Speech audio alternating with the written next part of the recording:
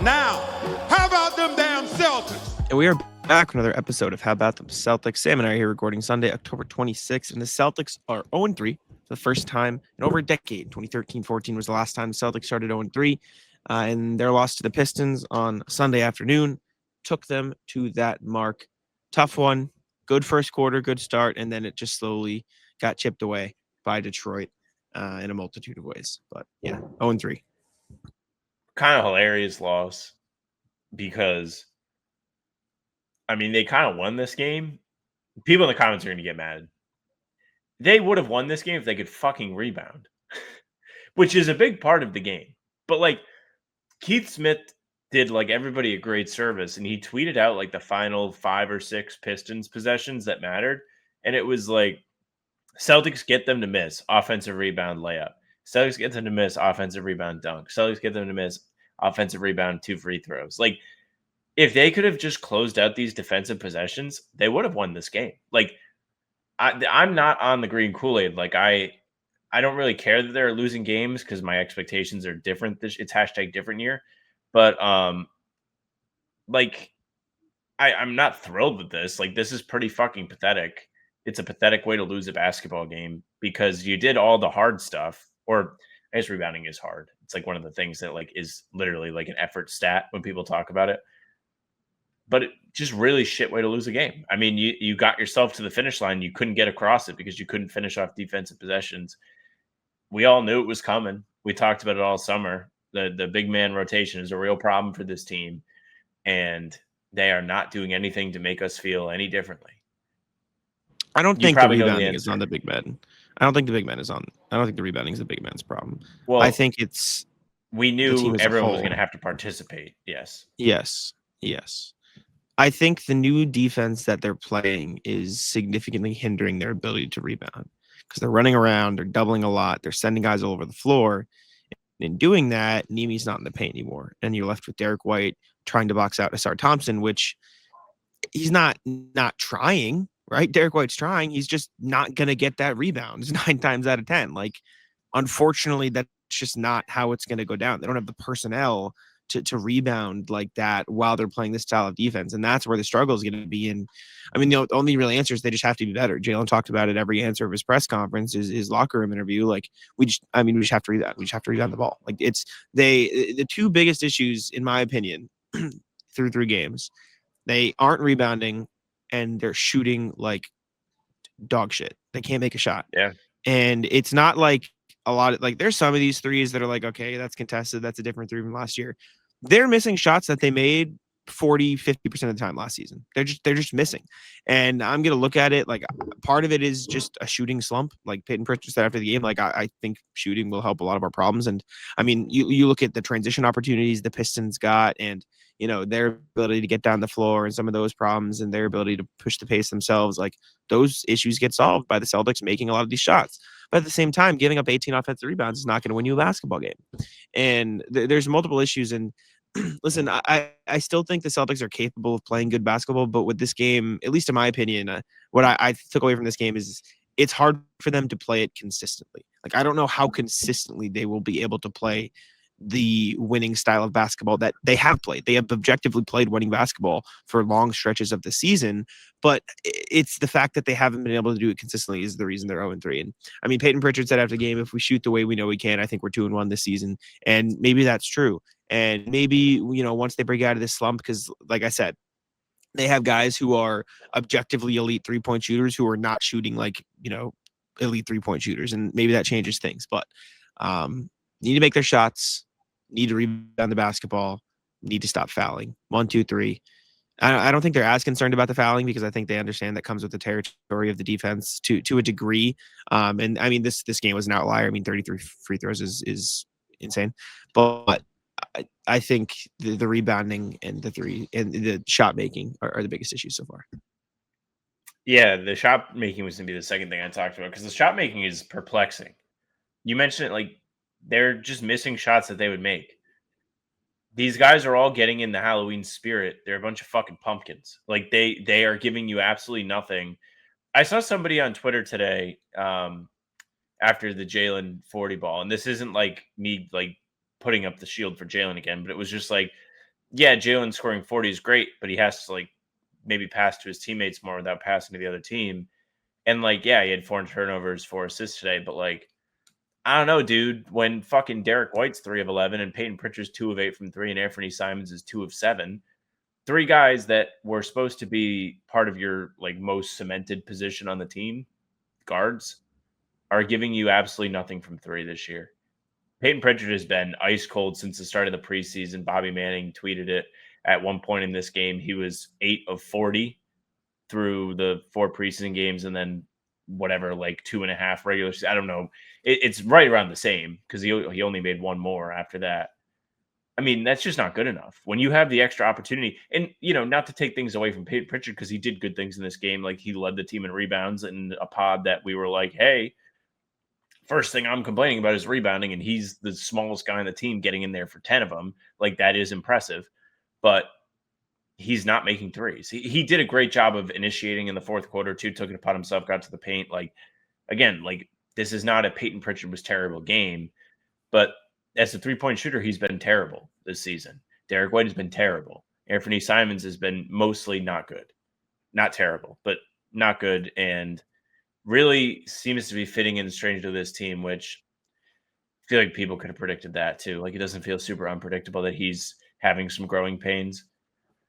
But I completely agree. If they just shot normally, they are probably 2-1, which makes this even more frustrating. Like, I am annoyed with the loss, but at the same time, like, I understand the optimism, but I also think the optimism is getting annoying because they keep losing.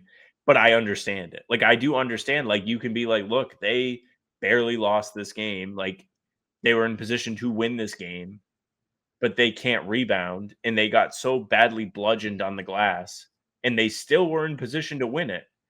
That can't be like a complete bad thing. It's like all you have to do is not be the absolute worst. We have arrived back at that territory where it's like, if you just do like one thing, like if you make one step in the right direction in some of these categories, you're winning games. But instead, you've been the absolute worst, and you are 0-3. Yeah, like I said, I think they just have to be able to play the brand of basketball that works on a consistent basis, and they haven't been able to do that. And I think shot making solves a lot of the problems. Obviously, rebounding is going to be a problem all season, just objectively so. They don't have the guys to do it, but they've got to be better. Tonight wasn't the night to get mad at Jalen, for what it's worth. I think he was great in this game. I think the 4 turnovers come with the territory of having the ball in his hands as much as he did. He was efficient. He picked his spots well. I thought he did a great job of driving and kicking. Like, his 4 assists, I don't think represent how well he made plays for this team tonight. This was also just to get into actually, before we get into that, I need to tell you guys about Prize Picks. Prize Picks, the best place to get real money sports action this basketball season now that it's here, but also this football season, which is going around right now. Prize Picks, this episode is brought to you by Prize Picks. You and I make decisions every day, but on Prize Picks, being right can get you paid. Don't miss any of the excitement this football season on Prize Picks, where it's good to be right. Prize Picks is the only app that offers stacks, meaning you can pick the same player up to 3 times in the same lineup if you want. The more on Drake May passing yards, rushing yards, and touchdowns, you can now pick them all in the same lineup. The same thing with Jaylen Brown points, rebounds, assists. The stack makes you able to do that, I should say, only on Prize Picks, and with the way Drake May is playing, it's fun to watch. You can also follow other players on Prize Picks directly on the app and copy their lineups with one click, whether it's a friend, a celebrity partner, or just someone whose picks you like. Hit the follow button and check out every lineup they create in the new feed tab on Prize Picks. Sam and I do the Prize Picks on pregame shows. We take a look at who the Celtics are playing. We take the less on opposing players' points, or the more on their turnovers, or the more on Jaylen Brown points, or anything of the sort. So make sure to tune on in and check it out every single Celtics game. Download the Prize Picks app today and use code CLNS to get $50 in lineups after you play your first $5 lineup. That's code CLNS to get $50 in lineups after you play your first $5 lineup. Prize Picks. It's good to be right. What I was going to say is, in addition to the rebounding, in addition to the shot making, I think those are like 1A, 1B. This was the first game of the year where I looked at it and I'm like, okay, one of the biggest reasons they lost is because their big man rotation isn't good enough. Like this was the first 2 games I didn't really feel it. I thought Nemi was pretty good. I thought X gave him good minutes. A little weird we didn't see X in this one. I don't really get that, but that's the running bit this year. Just don't play a random guy that probably should play. Nemi, well, it is a running bit, but if they win the games, it doesn't matter. Like the players on the court should just not be ass. So like it is what it is. Like I don't think Xavier Tillman playing 15 minutes in this game completely changes the course of it. But Luka Garza and Nemi Ishiketa were bad. They weren't good enough. They weren't playing effective minutes. Like the plus minus doesn't tell the story. And Ishiketa had 5 fouls, and you felt every single one. A couple good blocks, which was nice. Luka Garza just couldn't really do much. They both felt like they were in the way more often than not, and it was a pretty frustrating game to watch the Celtics big mid rotation. Yeah, Nemi did have like a cool steal coast to coast play where I was like, wow, like we might get a great Nemi game today because it was early still. Like it was when the Celtics were, by the way, we didn't say this yet. The Celtics were up 17 this game. If you didn't watch it, they started off really well. And the best part about it is I remember watching it live and was just like, huh, as they put like the stats on the screen, it was like Celtics 8 of 12 from the field, Pistons like, I don't know, 3 of 15, something crazy bad to start the game. And they were only up like 12. I was like, really feels like they should be up a little bit more, like the way the shooting discrepancies are. And sure enough, like Detroit's second unit came into this game and really kind of turned it on its head, played really hard, like did the things that we talked about the Celtics doing in the second half against New York. But instead of still losing by double digits, they pushed forward and ended up, taking the lead, winning the game. A lot more time was left, in fairness. But they really just came in and bullied the Celtics on the glass, picked at the weak point, did a great job of exploiting it, and Boston never really recovered. As far as the bigs go, like they were fine. Nemi was always in, especially like on these last several They weren't possessions fine. where Detroit They were bad. They were both in the last awful. several possessions where Detroit got the offensive rebounds. He was always in the mix and somehow never got the ball. Like he was always in the paint and never grabbed it. It was incredible to watch. Like, it was like a joke. Like this loss was a joke. So many different things went wrong, like to the highest degree. It was comical. Like I was laughing as these guys were getting Sar Thompson was getting put back dunks in crunch time like it was easy. It is just not maybe, you make a good point about them just being scrambled up on defense, not really knowing how to get on the glass yet. I do think it's something that they could grow from. But as far as today's concerned, it was a joke. And like a lot of these Celtics guys are suffering from the terrible, terrible disease of over your head syndrome where you're being asked to do a little bit too much. Like Derek White is being asked to do too much on offense. He cannot handle it. He is playing poorly on offense. There was a stretch in this game where Jalen was not on the floor, and every single shot the Celtics got was a difficult shot. That's not good. You need to have something offensively where you feel like you're getting to the paint, like you're just getting bullied into taking like step back threes, followaways in the mid range. The first time they had a good possession was like after that stretch was Minot hit the corner three off a Nemi roll. And it was like, oh my gosh, that looked like coherent offense. Like, great job, Celtics. Speaking of Minot, he was really good in the fourth quarter. Led them back, sparked them. Really awesome minutes from Minot. I feel like he should be exempt. Minot was good. There was one play where he let a rebound slip, and it was like, that's your only job, please God. But I think that was just the compounding of their rebounding issues in general. Hugo Gonzalez got his first start, played 18 minutes, was fine, good, played solid defense. I mean, he got 2 steals and a block within his first minute 30 of the game, then didn't really do much else. But I mean, the defensive pressure was good. I just think they needed, like, I don't know. It's such a mess of a rotation, and I don't envy Joe because every night you're gonna have well, why didn't you play Tillman? Well, why didn't you, like, if we're asking why didn't you play Xavier Tillman or Josh Minot, we have other problems. Like, realistically, like, they're both effective players, they can make an impact, but like, if that's the level of picking and choosing whether it's Tillman or Garza or Keita or Minot, Ugo, or Baylor Shire, like, there comes a point where it's just we're gonna see what happens. But I don't know what this team looks like. I want to see a sample size if it comes, which I'm going to trust the fact that Derek White and Peyton Pritchard are good 3-point shooters, that the day will come that they don't shoot 20% from three, right? You trust the years of evidence that they can be effective 3-point shooters based on what we've seen. I want to see what the style of play looks like when they make even a couple more of the ones they should be making.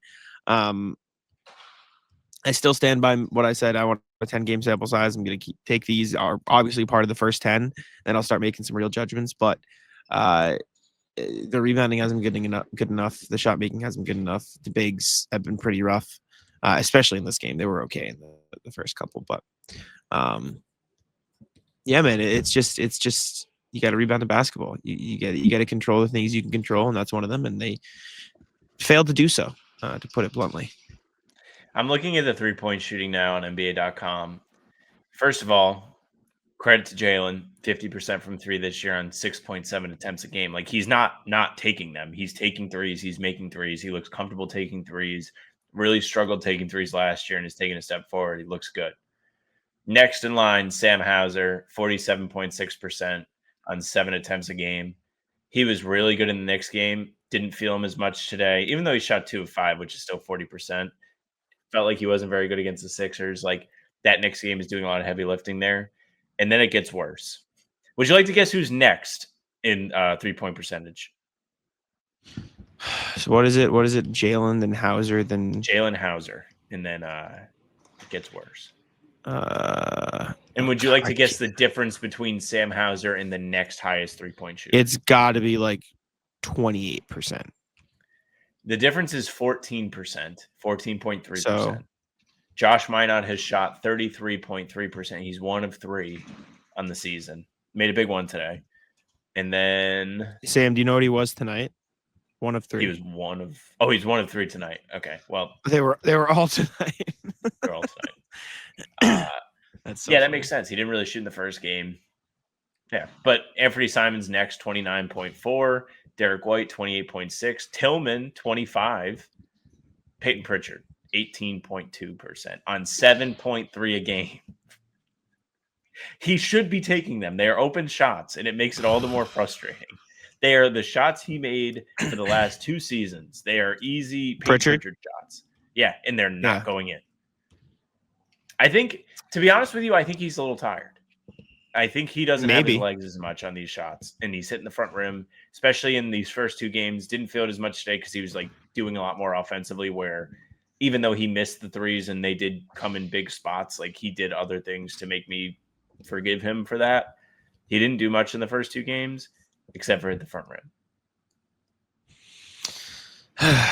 It's just been rough. They haven't rebounded. There's plenty of issues that we can go through, but they've just got to be better in those areas. Anthony Simons, he does not look like he fits. Like he's just, if Anthony Simons isn't shooting 50-40, like unfortunately, like he doesn't provide enough. Like he's a liability on defense. He's not helping the rebounding case. He fouls. He turns the ball over inexplicably from time to time. Like it just feels like he's just out there running to take his 13 shots and then do nothing else at times, which it's kind of frustrating to see it sometimes. The other 2 dudes, White and Pritchard, doing far more without the basketball, as you just said. Anthony Simons is the most efficient guard at the moment, which is not good. But and it doesn't make up for everything. It doesn't make him the best guard. Like everything it's not you're like saying is valid. But it's not like he's the most efficient guard and he's actually efficient. He's just the best of the worst. And he's Anthony Simons has not been good this year. The 3-game sample size we have of Anthony Simons, it doesn't work. Like if this season is going to be used as a test run and we're going to overreact, and again, objectively, this is an overreaction. Everything's an overreaction when you're talking about the team after 3 games. If this season is the litmus test of should they trade him at the deadline or should they try to extend him and keep him around, trade him. It doesn't look like it works. And again, plenty of time for him to figure it out. But like the way they want to play, the defense level they need, the rebounding help they need, the discipline they need, it feels like it is the Celtics are playing offense, and then it's an Anthony Simons possession. And those fit sometimes in the sense of like he's coming off a pin down, he's doing some of those things, but it's just very like it just feels like he sticks out in that way.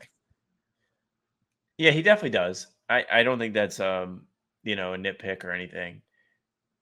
I think, and you alluded to this, I think it's a little too early to completely write him off, but it hasn't been good so far. Like there have been guys who have been good so far. So like if it's fair to be like, we really like Ugo or we really like Minot or, take your pick of who else. It's fair to be like, maybe Anthony Simons doesn't fit that well. And it's too bad because like there are moments where you're like, man, it would be really nice if he could initiate offense. And that was something we talked about a lot this summer. And there are clearly moments in these games where they need somebody to give them something, but it just doesn't work right now. And maybe it's the growing pains.